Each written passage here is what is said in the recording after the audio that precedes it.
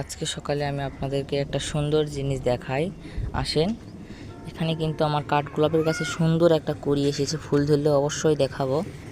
এটাই কিন্তু আমার কাঠগোলাপের কাছে প্রথম কিন্তু কড়ি এসেছে।